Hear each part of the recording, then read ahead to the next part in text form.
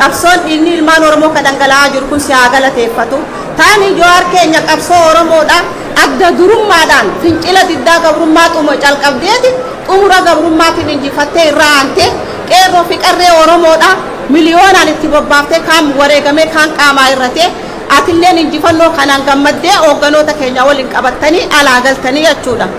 Yeroo sanitti ati amantummaa isaan bira qabaachuudhaaf kompiitara kan kee akka isnaayiparaa ittiin falmachaa turte san hunda warra kanatti galii goote an nama nagayaati nama qabsoo Oromootiif hifaajuu Oromoo fi Oromiyaan akka miidhaman hin barbaadu isinis immoo akka oppidiyootitti qooda guddaa qabdanii walumaan uummata Oromooti wajjin wal qabannee jiraannaa jetteeni jechuudha. Isaan yeruma sanuu mormii isaanii garagalchanii siidaa Haayile Sillaasee Minilik dhaabanii aanolee fi calanqoo irraanfachuu jalqabanii jechuudha. Waakkachuu jalqaban. Kanaan booddee duuba tarkaanfiin isaanii odoo ooleen bulin itti fufee jechuudha.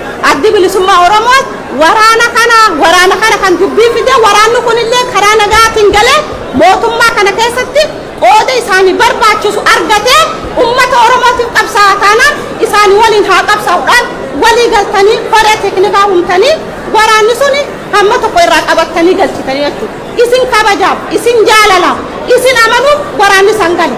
Waraana sanis galchanii fixanii isinis hidhatti isin darbanii Haacaaluu Hundeessaa kan nuti akka ijaasitti ilaallu ilma xiqqaa wallistoonni baay'ee isa dura turan.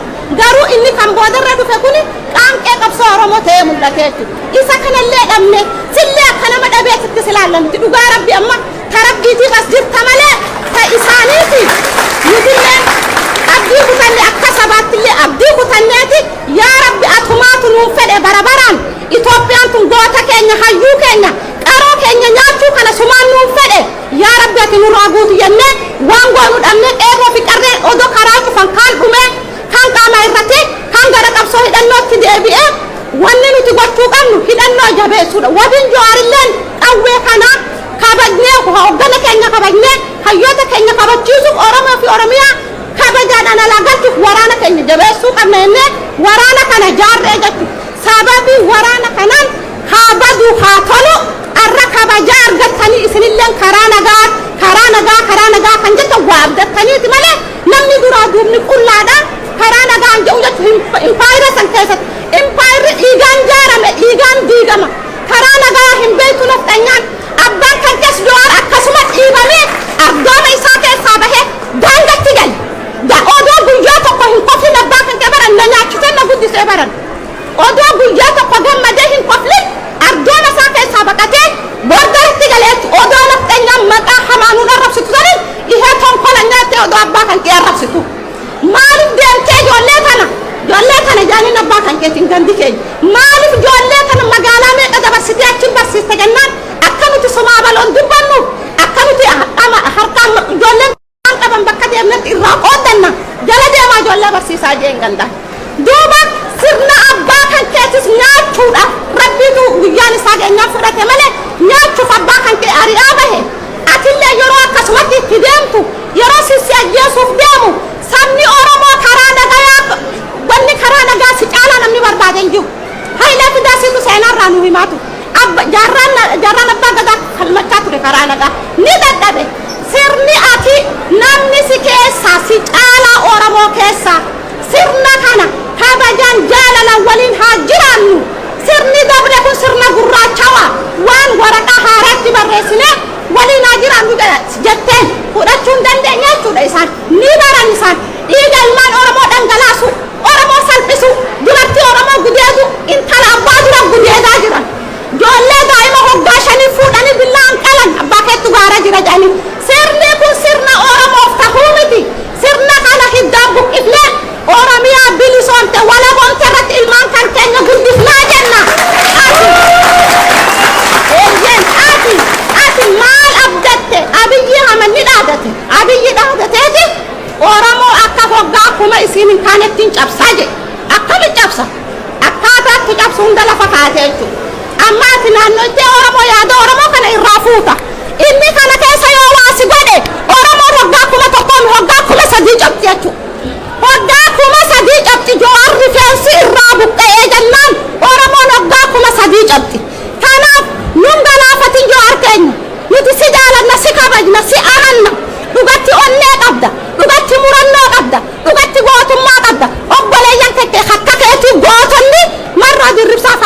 jiran. Isaan kanas qabsoo isaan deemaniin kana tasgabbii ilaali. Yaada uummanni Oromoo si dhaammatu kana tasgabbii ilaali. Kanaaf nuti miidhamne Jawaar, nuti ni salphanne, nuti ni xiqqaanne impaayira san keessatti. Arraa tana ilmi namaa ibiddaan gubachaa jiru. Harka ilmaan Oromoo akkana muranii dur harkaas hin muran. Arraa guddaa muranii akkana faannoon qabattee teessin jettu. Faannoo isaan hidhachiisan. Faannoo isaan odoo uummanni Oromoo miliyoonaan beelawaa haati ilma xamaddee ittiin qotti akka qotiyyo. Ilma isii xamaddee haati odoo ittiin qottu miliyoona meeqa faannoo kanneen maa faannoo hidhachiisanii jedhu. Faannoo sana abbootii gadaa jilbifachiistee rassan. Guyyaa tokko nama 14 dubartii ulfa abbaa manaa fi haadha manaa barsiistota barattoota jilmaadhaan ilmaan Oromoo sirna duguugaa jiru kana keessatti ati akkamiin nagaa nuuf fidda Jawaar teenya? Akkamiin nagaa nuuf fiduu dandeessa? Kanaaf wanni si dhaammadhu Rabbiin si haa gargaaru. Rabbiin si cinaa haa dhaabbatu. Ka taa'ee si hamatu gufuu haa ta'u. Ka dhaabbatee si hamatu gubbee haa ta'u. Kan si hamatu ammoo diina Oromooti malee fira Oromooti miti beekadhu. Oromoon si hamatu tasumaa hin jirtu beekadhu. Siin dhaadatti Oromoon. Kanaaf wanni nasiin jedhu tasgabbaa'ii ija tasgabbii qabdullaali uummata Oromoo konkolaataa namaa hallayyakkute dhiba. Bireeka qabee jettee ati bireeka hin qabne namichi bireeka qabuu jechuun uummata Oromoo keessaa waraana san dachaasu. Mana Oromoo gubuu dhiisu. Haadha Oromoo qaluu dhiisu. Bireeka hin qabne namichi itti oofaa jira. Kanaaf yoo dandeenye hiddaan buqqifnaa yoo dadhabne itti dhabamna. Lafti lafa seenaa taatee haa haftu. Saba bilisummaa malee miti hujachuu nuti akkana taanan. Kanaaf baay'ee galatoomii abjuu tokkoon akka Jawaar abjuu tokkoon himuu barbaadu. Ilmaan Oromoo nama hedduun na dhaggeeffataa manguddoon Oromoo na dhaggeeffata abjuu kun sorry. Kanaafuu wanni inni jechuu barbaadu Jawaar jaalala akkana sii qabnu kan tokkummaa hawaasa akkana agartu kan dafiiti walitti tasgabbaa'aa amaanaa Lammaa Magarsaatii fi Abiyyitti kennanne jetta. Amaanaan suni akkuma anaaf ati beektu taate. Oromoo ko baay'ee sin jaalladha waan ofiidha. Jawwee baay'ee sin jaalladha sin kabaja. Ati jechuun Oromoof akka kan koo daayimandii edeen gizee hundaan awwaama. Itoophiyaan kun Oromoo nyaachaa kan turte ajjeesaa kan turte ammayyuu qawwee qabattee biyya keenya keessa galtee ammayyuu nu ajjeesaa jirti. Anagaa kan jedhamu Jawwee saatii kana keessatti I don't think so. Ummata Oromoodhaaf ummata kanaaf jechuudha. Bilisummaa jechuun maal jechuudha? Bilisummaan ummata kennaaf barbaachisaadha jennee wareegama qaalii irratti baasaara. Kana jechuun immoo ummata Oromoodhaaf bilisummaan duraan dursee maal akka ta'e jaarmiyaan cimaan nu barbaachisaa jettan miti? Erga jaarmiyaan cimaan nu barbaachise waraanni cimaan hoo waraana adda bilisummaa ummata Oromoodhaaf kan cinqamu kan wareega qaalii kafaluu fi ummata Oromoo akka gaariitti eegu nu barbaachisa nu barbaachisu jettanii yaaddan. Gaafiin qaba nuti yeroo hedduu gadi baanee warri Awurooppaa Ameerikaa biyyoota garaagaraa jiru gabbaanee sagalee teenya ibsamna. Garuu ati mootu yeroo hedduu biyyoota Arabaa hin deemtu ijoolleen biyya Arabaa jirtu gabbaatee madaa ofii ibsachuu hin dandeessu. Maaliif biyya Arabaa hin deemne ka ummata Oromoo bira yeroo hedduu dhaabatu Awurooppaa caalaa ijoollee biyya Arabaatti kushina keessa dhaabattee isaanii ka ummata Oromooti sagalee ta'ullee maallaqaan taanan gabbaanii aarii ofii hin baafatan takkallee nuti hiriira baanee aarii keenya baafannaa gabbaanee waan dandeenyu dubbanna. Maaliif biyya Arabaa hin deemne? waraabessan niitii ufii gaafata. Namichi kan kee mataa hin qabu yoo mataa qabaate si waraabes galati irra barbaadaan dhufu yoo mataa qabaate waraanuu fi alaan lakkise bineensaman ittiin seenu yeroo fuusiin armaanitti dhoote innilleen harka qaba gara keessa buusa mataa hin qabu mee gurri allafanaa kaayaa jedhu gurri hin qabu akkam hin qabne sumbir taa'anii hin nyaanni jedhani si gurri ka'ee hin ba'u hamdhaa kana gurri hin qabuuf hin dhageenye gurri hin qabu oppidiyoon sun taatitti gala taabba gadaa sifit oppidiyoon ta'umaa intala garaacha sifit oppidiyoon gurri hin qabdu waan tolchuu jiran kan hin dhageenye hamanu guban haqabeenu guban hamani guban kamidaan irra faatan Jawaar Mohaammed warri isa nagaa irra barbaadan kan waan awwaloo abdii dubbatu tiinfitan keessa dhageenya abaa'oo shanee qulqumaa hindi balleessa haadha abbaa isii qulqumaa abbaa ufan kuncufin fiqaaduu tasammaa maaldhaan qurxummii dhaamemii argum keette teennee garra galaani balleessan suni uummata kanaa miti warri isanirra naga barbaadan kana Jawaari kiyyi nagayi kunin fudhatama waraani nagaan buusu anu filaa siigan waraani kuni nageenya kunin fudhatama an akka kiyyaatti yaada kiyyaatti nagaa oofanka eegi mootummaa Itoophiyaa duddi duubitu kan yoo waaqi namaa godhu malee waaqi waan hin dandeenye hin qabu tunagaa gaaffin ani qabu waluma bira jirra wallo sloo gaaffin ani qabu Jawaar keenyaa fi yeroo hedduu wanti ati dubbattu yeroo ammaa kana especially erga mana ati baate uummata Oromoo kana gidduutti gaaffii waan baay'eedha uumaa jira. Kana keessaati inni tokko Itoophiyaan otoo hin jigiin Itoophiyaa ijaarree Oromoo achi keessatti mirgisaa waan hundumtuu akka kabajamu goonaa jettee dubbachaa jirta. Gama biraatiin immoo yeroodhuma as amma Awurooppaa keessa dhufte uummata Oromoo duriyyee lamatu gamaa gamanaan dhaanaa jira waan jedhu tokko dhagayeetiin jira. Duriyyeen lamaan sunni eenyu akka ta'anis akka addanaa baaftuun barbaada. Gama Itoophiyaa ijaaruu kanaanii Itoophiyaa dulloomtee jijjigdee kara itti bosbostee boollatti darbamtu dhabde kana maal gooteet dimokiraatessitee mirgi uummata Oromoo achi keessatti kabajamu. Jawaariin kan bara 2018 gaafa kompiitara kee Lammaa Magarsaatti kennite qabsoo uummata Oromoo dabarsitee kennite jettee jedhanis namoonni si komatanii jiru. Sanagaa atummoo yeroo hedduu dubbatteerta.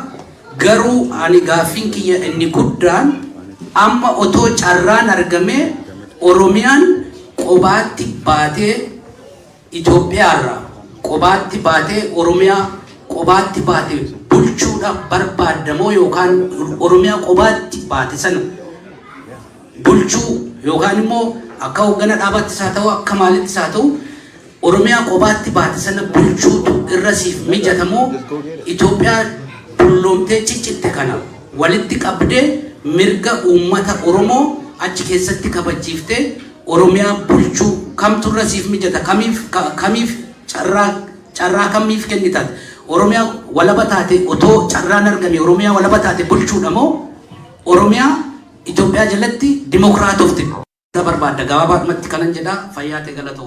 Qabsoon dhiigni ilmaan Oromoo kan dhangala'aa jiru kun si haa galateeffatu. Taani Jawaar keenya qabsoo Oromoodha adda durummaadhaan fincila diddaa gabrummaa xumura calqabdeeti xumura gabrummaatiin injifattee irraa aantee qeerroo fi qarree Oromoodha miliyoonaan itti bobbaaftee kaan wareegamee kaan qaamaa irratee atilleen injifannoo kanaan gammaddee hoogganoota keenya waliin qabattanii alaa galtanii jechuudha. Yeroo sanitti ati amantummaa isaan bira qabaachuudhaaf kompiitara kan kee akka isnaayiparaa ittiin falmachaa turte san hunda warra kanatti galii goote an nama nagayaati nama qabsoo Oromootiif hifaaju Oromoo fi Oromiyaan akka miidhaman hin barbaadu isinis immoo akka OPDOtitti qooda guddaa qabdanii walumaan uummata Oromooti wajjin wal qabannee jiraannaa jetteen jechuudha. Isaan yeruma sanuu mormii isaanii garagalchanii siidaa Haayile Sillaasee Minilik dhaabanii aanolee fi calanqoo irraanfachuu jalqabanii jechuudha waakkachuu jalqaban. Kanaan booddee duuba tarkaanfiin isaanii odoo ooleen bulin itti fufe jechuudha. Addi bilisummaa Oromoo waraana kana kan dubbii fide waraanni kunillee karaa nagaatiin galee mootummaa kana keessatti qooda isaanii barbaachisu argatee uummata Oromootiif qabsaa'aa taanaan isaanii waliin haa qabsaa'uudhaan walii galtanii koree teeknikaa humtanii waraanni suni hamma tokko irraa qabattanii galchitanii jechuudha. Isin kabajaaf, isin jaalalaaf, isin amanuuf waraanni san gale. waraana sanis galchanii fixanii isinis hidhatti isin darbanii haa caaluu hundeessaa kan nuti akka ijaatitti ilaallu ilma xiqqaa wallistoonni baay'ee isa dura turan garuu inni kan boodarra dhufe kun qaanqee qabsoo Oromoo ta'ee mul'ate jechuudha isa kanallee dhabne sillee akka nama dhabeetitti silaallannuti dhugaa rabbi amma ta rabbiitiif as jirta malee ta isaaniiti nutillee abdii kutanne akka sabaattillee abdii kutanneeti yaa rabbi atumaatu nuun fedhe barabaraan Itoophiyaan tun goota keenya hayyuu keenya qaroo keenya nyaachuu kana sumaan nuun fedhe yaa rabbi ati nurraa guutu jennee waan goonu dhabnee qeerroo fi qarree odoo karaa cufan kaan dhumee kan qaama irratti kan gara qabsoo hidhannootti deebi'ee wanni nuti gochuu qabnu hidhannoo jabeessuudha wabiin jawaarilleen qawwee kana kabajnee hoggana keenya kabajnee hayyoota keenya kabachiisuuf Oromoo fi Oromiyaa kabajaadhaan alaa galchuuf waraana keenya jabeessuu qabna jennee waraana kana jaarree jechuudha sababii waraana kanaan haa badu haa tolu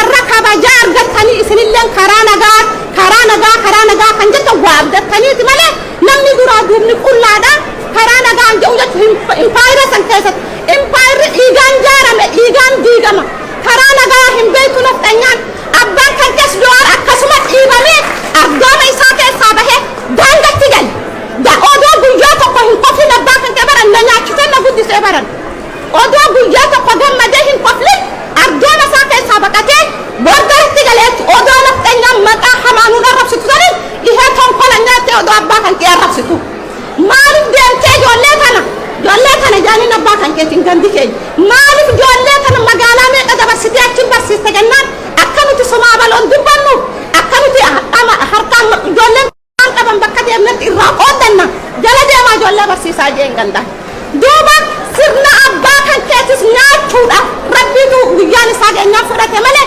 nyaachuuf abbaa kan kee ari'aa bahe atillee yeroo akkasumatti itti deemtu yeroo sisi ajjeesuuf deemu sabni Oromoo karaa nagaa wanni karaa nagaa si caalaa namni barbaaden jiru Hayilee Fidaasiitu seenarraa nu himaatu jaarraan abbaa gadaa falmachaa ture karaa nagaa ni dadhabe sirni ati namni si keessaa si caalaa Oromoo keessaa sirna kana kabajaan jaalalaan waliin haa jiraannu sirni dabre kun sirna gurraachawaa waan waraqaa haaraatti barreessine waliin haa jiraannu jetteen fudhachuu hin dandeenya jechuudha isaan ni baran isaan dhiiga ilmaan Oromoo dhangalaasu Oromoo salphisu duratti Oromoo gudeedu intala abbaa dura gudeedaa jiran ijoollee daa'ima hoggaa shanii fuudhanii billaan qalan abbaa keettu gaara jira jedhanii sirni kun sirna Oromoof tahuu miti sirna kana hiddaan buqqifnee Oromiyaa bilisoomte walaboomte irratti ilmaan kan keenya guddifnaa jenna ati maal abdatte abiyyi hamanni dhaadateeti Oromoo akka hoggaa akkuma isiin hin kaanettiin cabsaa jedhe akkami cabsa akkaataatti cabsu hunda lafa kaatee jechuudha amma ati naannoo itti Oromoo yaada Oromoo kana irraa fuuta inni kana keessa yoo waasi godhe Oromoo hoggaa akkuma tokkoon hoggaa akkuma sadii cabti jechuudha hoggaa akkuma sadii cabti Jawaar rifeensi irraa buqqa'ee jennaan Oromoon hoggaa akkuma sadii cabti kanaaf nun galaafatin Jawaar keenya nuti si jaalanna si kabajna si amanna dhugatti onnee qabda dhugatti murannoo qabda dhugatti gootummaa qabda obboleeyyan kee akka keetii gootonni marraa dirribsaa afaan gaara jiran isaan kanas qabsoo isaan deemaniin kana tasgabbiin laal yaada ummanni Oromoo si dhaammatu kana tasgabbiin laal kanaaf nuti miidhamne Jawaar nuti ni salphanne nuti ni xiqqaanne impaayira san keessatti arraan tana ilmi namaa ibiddaan gubachaa jiru harka ilmaan Oromoo akkana muranii dur harkaa si muran arra guddaa muranii akkana faannoon qabattee teessin jettu faannoo isaan hidhachiisan faannoo isaan odoo ummanni Oromoo miliyoonaan beelawaa haati ilma xamaddee ittiin qotti akka qotiyyoo ilma isii xamaddee haati odoo ittiin qottu miliyoona meeqa faannoo kannanii maa faannoo hidhachiisanii jedhu faannoo sana abbootii gadaa jilbifachiistee rasan guyyaa tokko nama 14 dubartii ulfa abbaa manaa fi haadha manaa barsiistota barattoota jilmaadhaan ilmaan Oromoo sirna duguugaa jiru kana keessatti ati akkamiin nagaa nuuf fidda Jawaar teenya akkamiin nagaa nuuf fiduu dandeessa kanaaf wanni si dhaammadhu rabbiin si haa gargaaru rabbiin si cinaa haa dhaabbatu ka taa'ee si hamatu gufuu haa ta'u ka dhaabbatee si hamatu gubbee haa ta'u kan si hamatu ammoo diina Oromooti malee fira Oromooti miti beekadhu Oromoo si hamatu tasumaa hin jirtu beekadhu siin dhaadatti Oromoon kanaaf wanni nasinjau tasgabbai ija tasgabbi abdullah ummata oramo konkolata namara halla yakkuta diba bireka qabe jetti ati bireka qamne namichi bireka qabu jettu ummata oramo kaisa warana sandachasu mana oramo gubu disu hada oramo qalu disu bireka hin qamne namichi itti ofa jira kanaf yodan denne hiddan buqifna yodan qamne itti dabamna lafti lafa seena taate ha haftu sababi lisumma male miti hujatu nuti akkana tanan kanaf baya galatomi abjuu tokkoon akka jawaar abjuu tokkoon himuu barbaadu ilmaan oromoo nama hedduu na dhaggeeffata manguddoon oromoo na dhaggeeffata abjuu sorry